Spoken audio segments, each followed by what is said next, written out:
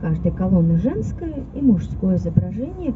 Ну, достоверно никто не знает, конечно, что это такое, но вообще предполагается, что это символы 4 крупнейших рек Европы.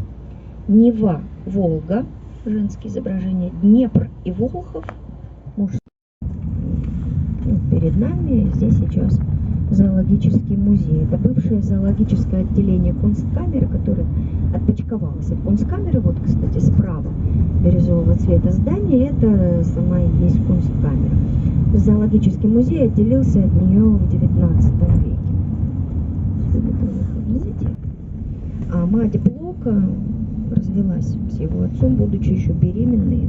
Ну, куда пойдет беременная девушка, конечно, к родителям. И поэтому Блок родился прямо в университете. Ну, так получилось. Ну, а справа тоже очень интересное здание. Посмотрите, первый этаж уже в подвал превратился, как вросло здание в землю. Это первый каменный дворец города, был построен для первого губернатора Петербурга Александра Меньшикова в 1710-е годы.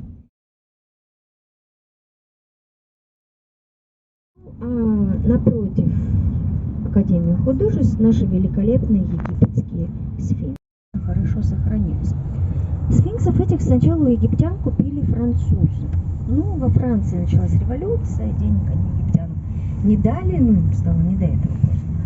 А наш дипломат Муравьев, находившийся в это время в Египте, подсуетился, достал нужную сумму, отдал египтянам, ну, в итоге. А женой Эхнатона была знаменитая Нефертити.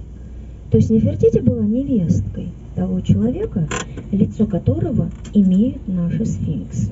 И этот человек, изображенный, да, здесь, он вообще был дедушкой Тутанхамона. Ну, про Тутанхамона, думаю, все слышали.